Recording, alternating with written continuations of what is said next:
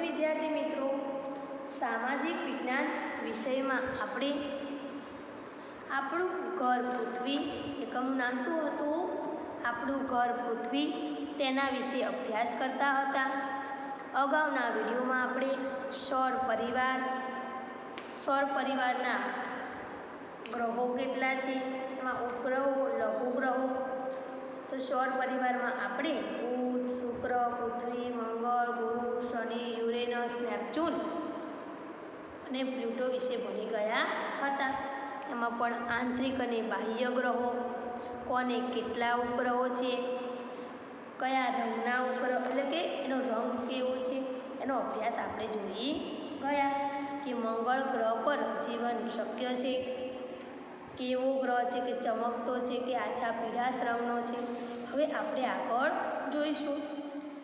બધા જ વિદ્યાર્થી મિત્રો પાઠ 9 આપણું ઘર પૃથ્વી પાન નંબર 49 આપણે સૌર પરિવારના 8 ગ્રહો વિશે માહિતી મેળવી લીધી. હવે આપણે આગળ જોઈશું. ઉલ્કા.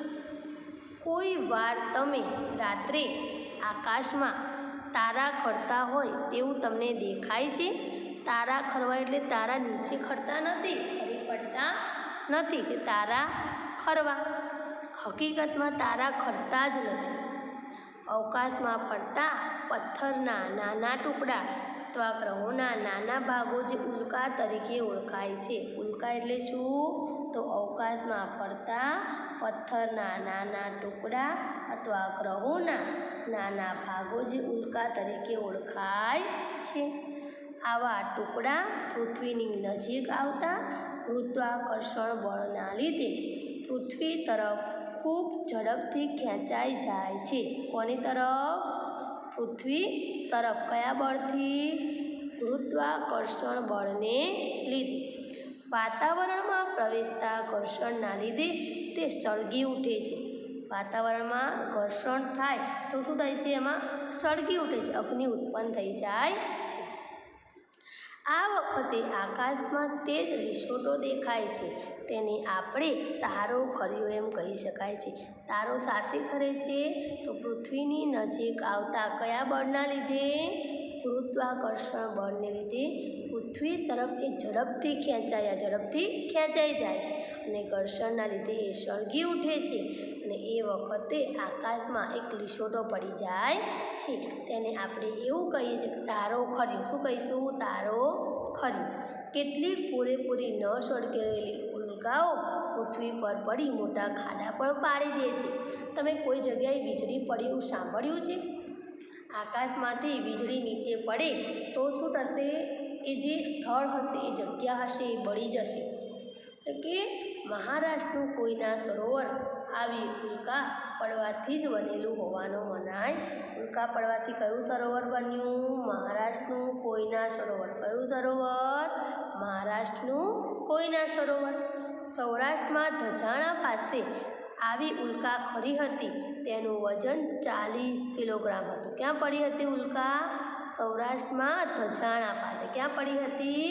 સૌરાષ્ટ્રમાં ધજાણા પાસે. નક્ષત્રો. આપણે ઉલ્કા વિશે ભણ્યા ને કે ઉલ્કા કોને કહેવાય, ઉલ્કાથી કયું સરોવર રચાયું હતું, ઉલ્કા ક્યાં ખરી પડી હતી. જોઈએ આપણે નક્ષત્રો. વિશાળ અર્થમાં કોઈ પણ તારાઓનો સમૂહ અથવા એકલો તારો પણ નક્ષત્ર છે. તારાઓનું ઝુંડ, તારાઓનો જે સમૂહ છે એને પણ આપણે નક્ષત્ર કહી શકીએ. કેટલાક તારાઓના સમૂહને કારણે તેનો ચોક્કસ આકાર તૈયાર થાય છે. તારાઓનું જૂથ હોય ને, તારાઓનો સમૂહ હોય ને, આમાં ક્યારેક હંસ જેવો તો ક્યારેક ગરુડ જેવો પણ દેખાય છે. અશ્વિની, રેવતી, વિશાખા, પુનર્વસી, મૃગશીર્ષ, રોહિણી, પુષ્પ, આર્યા, સ્વાતિ જેવા કુલ 27 નક્ષત્રો છે. નક્ષત્રોની સંખ્યા કેટલી છે? 27 છે. કેટલી છે? એમાંથી થોડા નક્ષત્રોના નામ આપણને આપેલા છે. તો અશ્વિની, રેવતી, વિશાખા, પુનર્વસુ, મૃગશીર્ષ, રોહિણી, પુષ્પ, આર્યા, સ્વાતિ જેવા 27 નક્ષત્રો આવેલા છે. આકાશમાં ચંદ્રની આસપાસ 2-3 નક્ષત્રો ઓળખવા ચંદ્રને જોતા રહેવું પડે. ચંદ્રની આસપાસ ચંદ્ર ક્યારે દેખાય? રાત્રે. એની આસપાસ નક્ષત્રો જોવા આપણે ચંદ્રને જોતા રહેવું પડે. નક્ષત્રોને યાદ રાખવા મુશ્કેલ છે. આવા નામ આપણને યાદ રહેતા નથી, પરંતુ વારંવાર જોવા અને સમજવાથી તે સહેલાઈથી યાદ રાખી શકાય છે. કેટલાક નામ તો શુભ કાર્યો સાથે રહી જાય છે, જેમ કે પુષ્ય નક્ષત્રમાં સોના ચાંદીની ખરીદી કરવામાં આવે છે. જે પુષ્ય નક્ષત્ર છે એમાં શેની ખરીદી કરવામાં આવે છે? સોના ચાંદીની. આ વાત થઈ આપણા સૌર પરિવાર એટલે કે સૌરમંડળની. તમારે હજી આપણા ઘર એટલે કે પૃથ્વી વિશે વધુ જાણવું છે ને? આ તો સૌર પરિવારની વાત થઈ, આ તો સૌરમંડળની વાત થઈ, પણ હવે આપણું ઘર જે પૃથ્વી છે, આપણે જે પૃથ્વી પર રહીએ છીએ તો તેના વિશે તો તમારે ભણવું છે ને? તમને ઉત્સુકતા છે ને? તો હવે આપણે આગળ જોઈ લઈએ. પૃથ્વીનું સ્થાન અને આકાર. પૃથ્વીનું સ્થાન ક્યાં છે, તેનો આકાર કેવો છે આપણે જોઈ લઈએ. આપણે સૂર્ય અને ચંદ્રને આથમતા જોઈએ છીએ. સૂર્ય પૂર્વ દિશામાં ઉગે છે, પશ્ચિમ દિશામાં આથમે છે. સૂર્ય ઉગતા અજવાળું થાય છે. સૂર્ય આથમતા ધીરે ધીરે અંધારું છવાઈ જાય છે. ચંદ્રમાં અમાસની રાત અંધારી રાત છે, પૂનમની રાત છે અજવાળી રાત છે. કેવા સરસ મજાના તેજસ્વી દેખાય છે. આપણી પૃથ્વી પણ આવો જ એક ગોળો છે. તેનો આકાર ગોળ છે. તે બંને ધ્રુવોથી થોડી ચપટી છે. એના બંને ધ્રુવો ઉત્તર ધ્રુવ અને દક્ષિણથી તે ચપટી થયેલી છે. કેટલાક અવકાશયાત્રીઓ ચંદ્ર ઉપર જઈ આવ્યા છે, જેમ કે સુનિતા વિલિયમ્સ, નીલ આર્મસ્ટ્રોંગ. એ જે વૈજ્ઞાનિકો છે એ લોકો ચંદ્ર ઉપર જઈ આવ્યા છે. પૃથ્વીના ફોટા પણ એમણે ચંદ્ર ઉપર જઈને લીધા છે. ચંદ્ર પરથી પૃથ્વી આકાશમાં મોટા ગોળા જેવી દેખાય છે. કેવી દેખાય છે? ચંદ્ર ઉપરથી પૃથ્વી ગોળા જેવી દેખાય છે. કેવી દેખાય છે? ગોળા જેવી. આપણે એક નાનકડા ગામ કે શહેરમાં રહીએ છીએ. આપણે એક નાનકડું ગામ અથવા શહેરમાં રહીએ છીએ.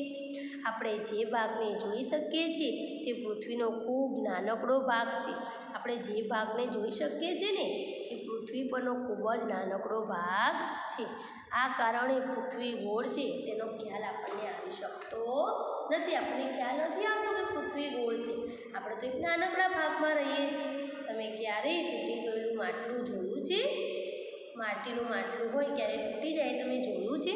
તેનો એક નાનકડો ટુકડો હાથમાં લઈએ તો આખું માટલું ગોળ હશે એવો ખ્યાલ આવી શકતો. એનો એક નાનકડો ટુકડો આપણે હાથમાં લઈએ તો આપણને એવી ખબર ના પડે કે જે માટલું હતું સંપૂર્ણ ગોળ હતું કે લાંબુ હતું. આમ પૃથ્વીના નાનકડા ભાગ ઉપર રહીને જોવાથી આપણને આખી પૃથ્વી ગોળ જણાતી નથી. પરંતુ હવે અવકાશ અને ચંદ્ર પરથી લીધેલા ફોટોગ્રાફ ઉપરથી આપણે એવું કહી શકીએ કે પૃથ્વીના ગોળા વિશે કોઈ શંકા રહી નથી. જે સુનિતા વિલિયમ્સ છે, નીલ આર્મસ્ટ્રોંગ છે, વિલિયમ હર્શલ છે, એવા વૈજ્ઞાનિકોએ ચંદ્ર ઉપર જઈ અને પૃથ્વીના ફોટા પાડ્યા છે. પૃથ્વી દડા જેવી ગોળ નથી. પૃથ્વી છે એ દડા જેવી ગોળ નથી, પરંતુ નારંગી જેવી છે. કોના જેવી છે? નારંગી જેવી. પૃથ્વી ધ્રુવ પ્રદેશો આગળથી જરા ચપટી અને વિષુવવૃત્ત આગળથી થોડી ફૂલેલી છે. કેવી છે? ધ્રુવ પ્રદેશો આગળથી ચપટી અને વિષુવવૃત્ત આગળથી થોડી ફૂલેલી છે. ધ્રુવવૃત્ત કરતાં પૃથ્વીનો મધ્ય ભાગ મોટો છે. જે ધ્રુવવૃત્ત છે એનાથી પૃથ્વીનો જે મધ્ય ભાગ છે, મધ્ય એટલે વચ્ચેનો ભાગ. આપણે તો હવે પૃથ્વીનો ઘનફળ અને વજન પણ જાણી શક્યા છીએ. આપણા દેશથી કેટલો બધો વિકાસ થયો છે કે પૃથ્વીનું ઘનફળ કેટલું છે, પૃથ્વીનું વજન કેટલું છે એ પણ આપણે જાણી શકીએ છીએ. પૃથ્વીનો અભ્યાસ કરવા માટે પૃથ્વીના ગોળાનો સાધન તરીકે ઉપયોગ કરવામાં આવે છે. તેની ઉપર દુનિયાનો નકશો દોરેલો છે. શું દોરેલો છે? દુનિયાનો નકશો.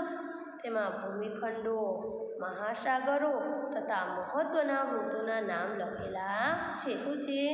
ભૂમિખંડો છે, મહાસાગરો છે અને મહત્ત્વના વૃત્તોના નામ લખેલા છે. પૃથ્વીનો ગોળો એ પૃથ્વીની નાની પ્રતિકૃતિ છે. પૃથ્વીના ગોળા પર તમે ઉત્તર ધ્રુવ અને દક્ષિણ ધ્રુવ બતાવી શકશો. શું કહે છે કે પૃથ્વીના ગોળા પર તમે ઉત્તર ધ્રુવ અને દક્ષિણ ધ્રુવને બતાવી શકશો. પૃથ્વીના ગોળા પરથી પૃથ્વી એક તરફ નમેલી છે એ પણ જાણી શકશો. જે પૃથ્વી છે એ સંપૂર્ણ ગોળ નથી પરંતુ નારંગી જેવી છે. એના 2 ધ્રુવ પ્રદેશો છે. વિષુવવૃત્ત આગળથી થોડી ફૂલેલી છે. એમાં ભૂમિખંડો, મહાસાગરો અને મહત્ત્વના વૃત્તોના નામ દર્શાવેલા છે. ધ્રુવનો તારો. આકાશમાં એક તારો એવો છે જે હંમેશા આકાશમાં એક જ દિશામાં અને એક જ સ્થળે દેખાય છે. આકાશમાં એક તારો એવો છે કે જે એક જ દિશામાં અને એક જ સ્થળે દેખાય છે. એટલે કે આકાશમાં એક તારો એવો છે જે હંમેશા એક જ દિશામાં દેખાય છે. એ તારાને શોધવું, ઓળખવું કઈ રીતે? એ તારાની ઓળખ આપણે કેવી રીતે મેળવવી? આ ધ્રુવના તારાને સપ્તર્ષિ તારકના ઝુમખાથી મદદથી શોધી શકાય. કોની મદદથી શોધી શકાય? ધ્રુવના તારાને સપ્તર્ષિ તારકના ઝુમખાની મદદથી શોધી શકાય. સપ્તર્ષિના આગળના 2 તારાને જોડતી કલ્પિત રેખાની દિશામાં આગળ વધતા એક તેજસ્વી તારો તમને દેખાશે. કયા તારકના જૂથમાં? તો સપ્તર્ષિ તારકના ઝુમખાની મદદથી આ જે ધ્રુવનો તારો છે એ સરળતાથી શોધી શકાશે. બસ એ જ ધ્રુવનો તારો છે. શું કહે છે કે બસ એ જ ધ્રુવનો તારો છે. દરિયાઈ સફર કરનારા કે રણમાં મુસાફરી કરનારા લોકો ધ્રુવનો તારો સહેલાઈથી શોધી શકે છે. એના આધારે દિશા જાણી શકાય છે કે દરિયાઈ સફર કરનારા અને રણમાં જે લોકો મુસાફરી કરતા હોય ને એ લોકો આ ધ્રુવનો તારો સરળતાથી શોધી કાઢે છે. એ તારો જ દિશામાં દેખાય તે ઉત્તર દિશા. ધ્રુવનો તારો કઈ દિશામાં દેખાય છે? ઉત્તર દિશામાં. આ તારો પૃથ્વીના ઉત્તર ગોળાર્ધમાં દેખાય છે. આ તારો પૃથ્વીના કયા ગોળાર્ધમાં દેખાય છે? ઉત્તર ગોળાર્ધમાં. તેની સ્થિરતા અને પૃથ્વીના લગભગ ગોળ આકારને લીધે દક્ષિણ ગોળાર્ધમાંથી એને જોઈ શકાતો નથી. એને ઉત્તર ગોળાર્ધ પરથી જોઈ શકાય છે. અને પૃથ્વીના ગોળ આકારના લીધે દક્ષિણ ગોળાર્ધમાંથી ધ્રુવનો તારો ઉત્તર દિશામાં જોઈ શકાતો નથી. જો આપણને આપેલું છે કે અક્ષાંશ, રેખાંશ, ઉત્તર ધ્રુવ, દક્ષિણ ધ્રુવ, વિષુવવૃત્તના 2 ભાગ પડે છે. અક્ષાંશ અને રેખાંશ પૃથ્વીના ગોળા ઉપર આડી અને ઊભી કાલ્પનિક રેખાઓ છે. જો આડી અને ઊભી કાલ્પનિક રેખાઓ છે. શેની ઉપર? પૃથ્વીના ગોળા ઉપર. આ કલ્પિત રેખાઓ દ્વારા પૃથ્વીના કોઈ પણ સ્થળનું ચોક્કસ સ્થાન અને સમય જાણી શકાય. જે આડી અને જે ઊભી રેખાઓ છે એના આધારે કોઈ પણ સ્થળનું સ્થાન અને સમય જાણી શકાય છે. જમીન પર આ રેખાઓ હોતી નથી. જમીન પર આ રેખાઓ ખરેખર હોતી નથી પરંતુ કલ્પના કરેલી છે. શું કરેલી છે? કલ્પના કરેલી છે. જમીન પર આ રેખાઓ હોતી નથી. આ રેખાઓ માત્ર નકશામાં જ જોઈ શકશો. શું કહે છે કે નકશો હોય. નકશો શા માટે ઉપયોગી છે? તો નકશો દિશાઓ જાણવા માટે ઉપયોગી છે. નકશો એટલે શું? ચોક્કસ સપાટ કાગળ પરના આલેખનોને શું કહે છે? નકશો કહે છે. શું કહે છે? નકશો. એના રૂટ માપ, રૂટ સંજ્ઞા, પછી પ્રમાણ માપ, એના 3 ભાગ પડે છે. અક્ષાંશ પૃથ્વીના ગોળા પર દોરેલી આડી કાલ્પનિક રેખાઓને આડી જે આ રેખાઓ છે ને એને શું કહે છે? અક્ષાંશ કહે છે.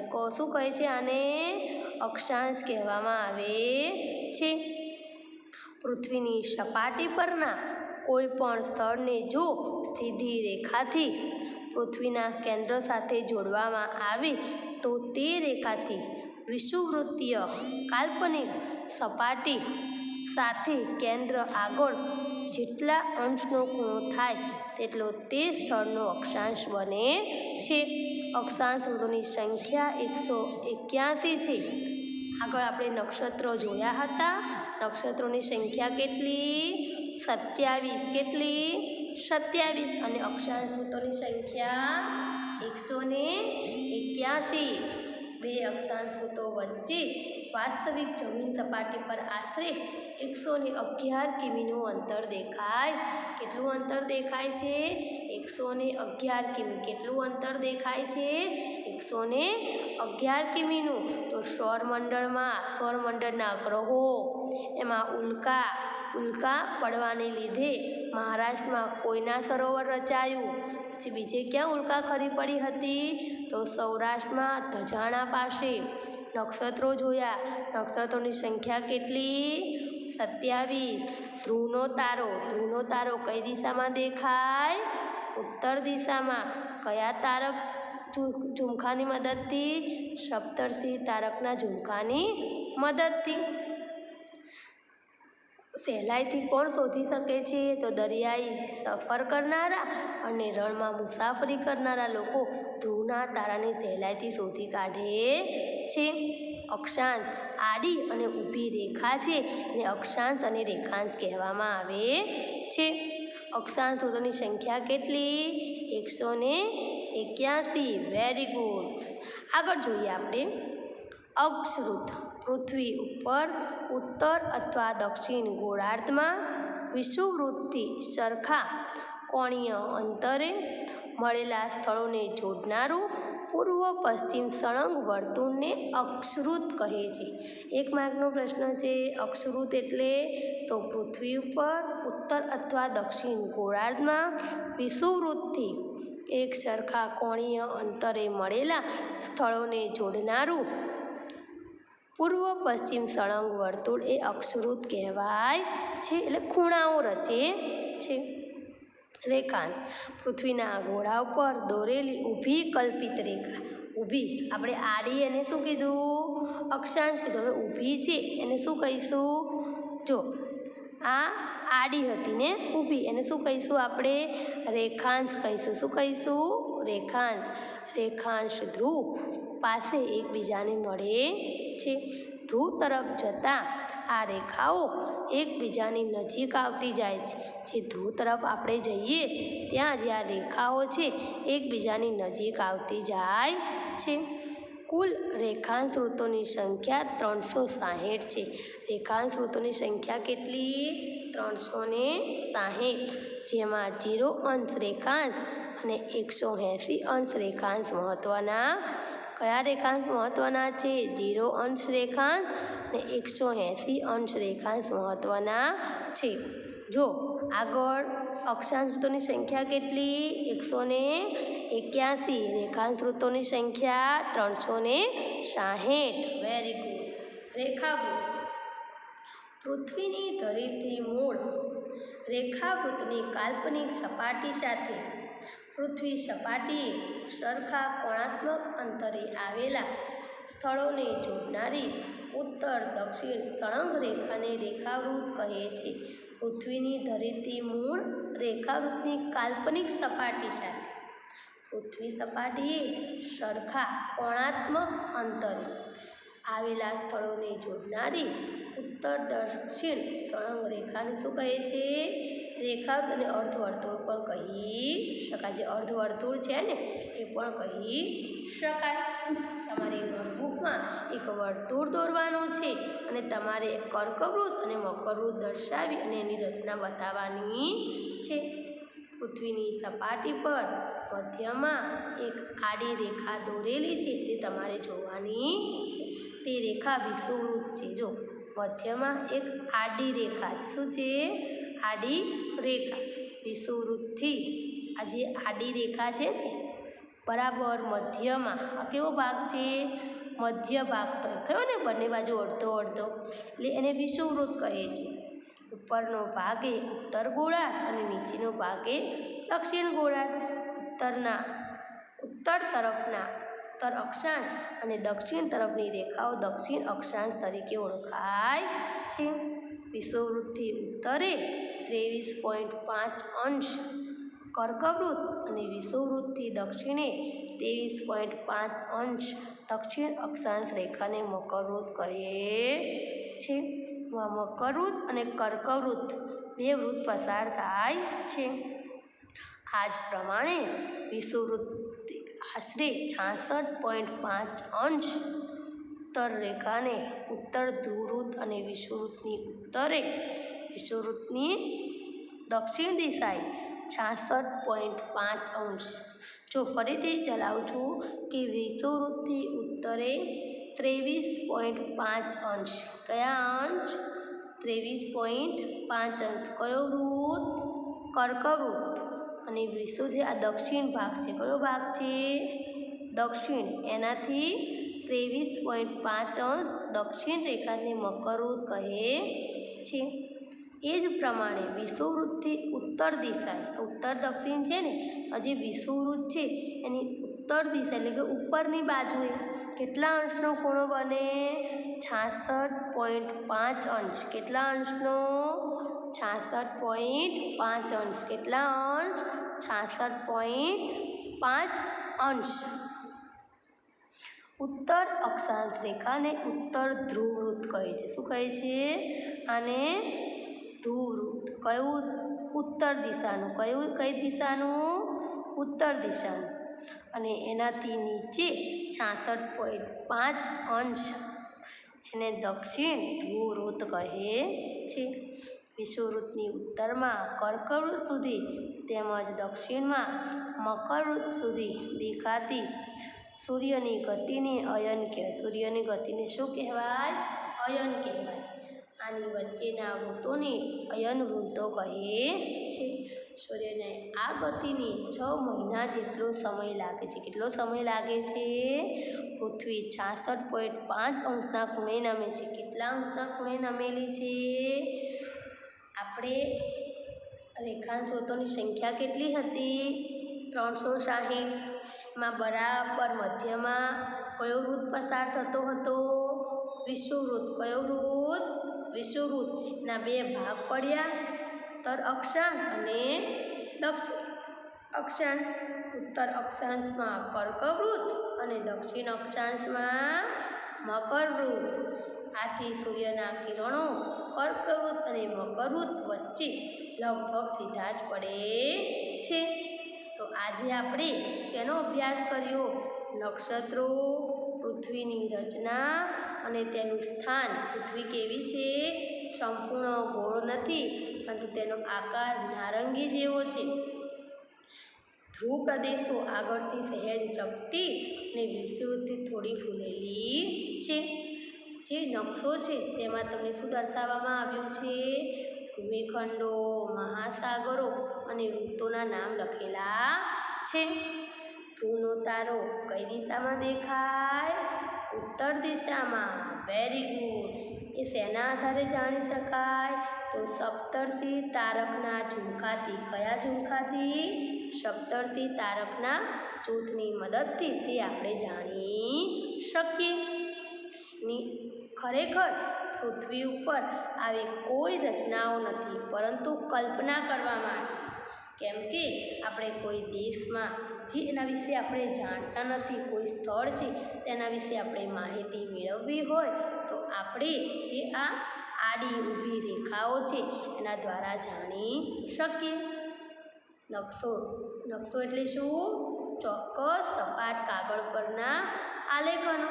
નકશાના 3 અંગો છે પ્રમાણમાં રૂઢ સંજ્ઞા એટલે કે આપણને નકશા કઈ રીતે ઉપયોગી છે દિશા જાણવા માટે દિશા નક્કી કરવા માટે કોઈ ચોક્કસ સ્થળે પહોંચવા માટે. તમે કોઈ જગ્યાએ ફરવા જાઓ છો તો તમારી પાસે જે એન્ડ્રોઈડ ફોન છે તેમાં મેપ આપેલું છે. મેપ એટલે નકશો. મેપમાં મૂડી પરથી નકશાને મેપ નામ આપવામાં આવ્યું છે.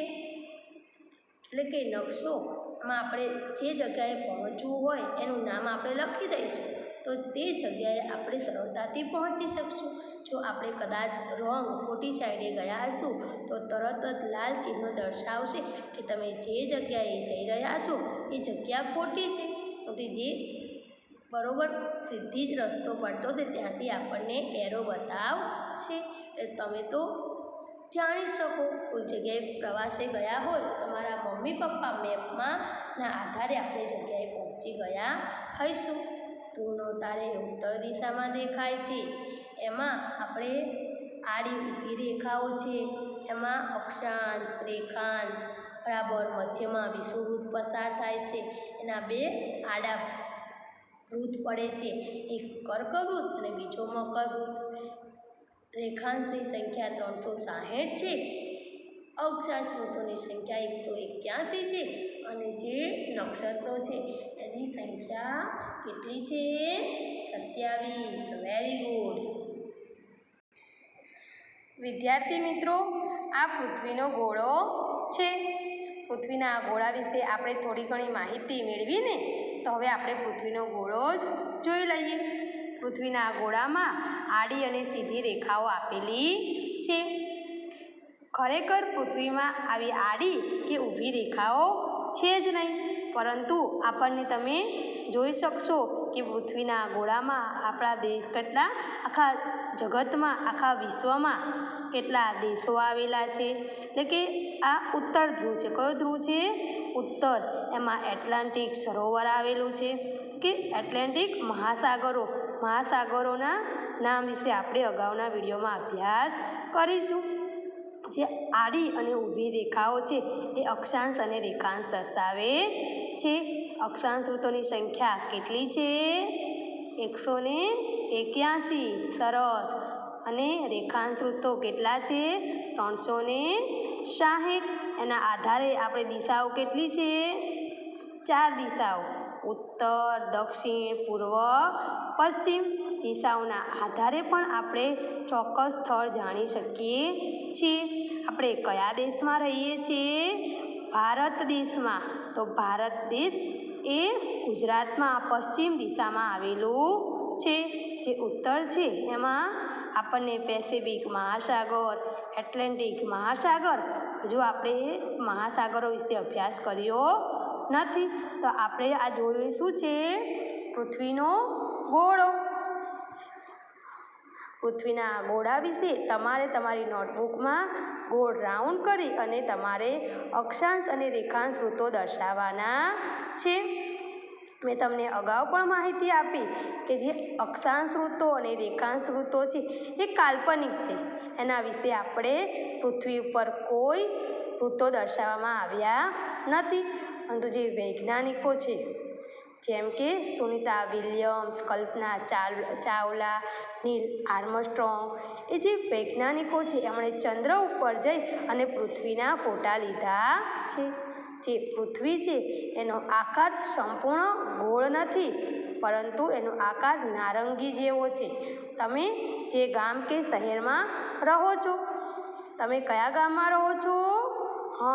ધોળકામાં. તો તમને એવું નહીં લાગે કે પૃથ્વી ગોળ છે, પરંતુ તમને એક ઉદાહરણ પણ આપ્યું હતું કે એક ફૂટી ગયેલું માટલું લેવાનું છે. એના એક કોર્નર પરથી તમે જોઈ શકશો કે તમને માટલું ગોળ હતું એની ખબર પડશે. તો આ આપણી પૃથ્વી પણ એવી જ કંઈક છે ને. તો વિદ્યાર્થી મિત્રો, આપણે આજે પૃથ્વીના ગોળા વિશે માહિતી મેળવી. એમાં અલગ અલગ દેશો આપેલા છે આપણને. એ આપણું જે જગત છે, આપણું વિશ્વ છે, તેના વિશે આપણને માહિતી આપેલી છે. આપણા પાડોશી દેશો કયા કયા મહાસાગરો આવેલા છે, એમાં આડી અને ઊભી રેખાઓ છે. અક્ષાંશ વૃત્તો અને રેખાંશ વૃત્તો છે. તમે જોઈ શકો છો ને કે આડી રેખાઓ પણ છે અને ઊભી રેખાઓ પણ છે. બરાબર મધ્યમાં કયો વૃત્ત પસાર થાય છે? કયો વૃત્ત? વિષુવવૃત્ત પસાર થાય છે. અને વિષુવવૃત્ત પરથી 2 ભાગ પડે છે, કર્કવૃત્ત અને મકરવૃત્ત. એના વિશે આપણે માહિતી મેળવી કે 66.5 અંશનો ઉત્તર અક્ષાંશ અને 66.5 અંશનો દક્ષિણ અક્ષાંશ. એટલે કે વિદ્યાર્થી મિત્રો, આ પાઠમાં આપણે પૃથ્વીના ગોળા વિશે માહિતી મેળવી. તમને બધાને ખ્યાલ તો આવી જ ગયો છે. તમારી નોટબુકમાં તમારે ગોળ રાઉન્ડ કરવાનું છે. ચોપડીમાં જે તમને આપેલું છે એમાં દિશાઓ દર્શાવવાની છે. ધ્રુવનો તારો, આપણે ધ્રુવના તારા વિશે અભ્યાસ કર્યો ને. ધ્રુવનો તારો કઈ દિશામાં? ઉત્તર દિશામાં. ઉત્તર દિશામાં આપણે ધ્રુવનો તારો જોઈ શકીએ છીએ. સપ્તર્ષિ તારકના જૂથની મદદથી નક્ષત્રો છે. નક્ષત્રોની સંખ્યા 27. અક્ષાંશ વૃત્તો છે. અક્ષાંશ વૃત્તો કેટલા છે? 181. અને રેખાંશ વૃત્તો 360. તો વિદ્યાર્થી મિત્રો, આજે આપણે પૃથ્વીનો ગોળો અને તેના વિશે અભ્યાસ કર્યો. એના વિશે આપણે ભારત દેશમાં રહીએ છીએ. આપણા પાડોશી દેશો કયા છે? બીજા દેશો, એમાં Finland, Norway, Jharkhand, Iran, Iraq, Saudi Arabia. આપણો ભારત દેશ, જો આપણો ભારત દેશ છે. આપણા ભારત દેશમાં દિલ્હી, જયપુર, આગ્રા, લખનઉ, જબલપુર, નાગપુર નદીઓ પણ છે. નર્મદા, ગોદાવરી, સોલાપુર, કૃષ્ણા, કે આ બધી નદીઓ છે. એની અરબ સાગર, બંગાળાની ખાડી, આપણો પાડોશી દેશ ચીન, પછી શ્રીલંકા. એટલે કે આપણા ભારત દેશનો નકશો છે. આપણે કયા દેશમાં રહીએ છીએ? ભારત દેશમાં. આપણું રાજ્ય કયું છે? ગુજરાત છે. આપણા દેશમાં કુલ દેશોની સંખ્યા, આપણા પાડોશી દેશો એ આપણે જોયું. સરસ. તો તમે તમારી નોટબુકમાં લખી નાખશો ને? સરસ મજાનો પૃથ્વીનો ગોળો દોરી અને એમને નામ નિર્દેશ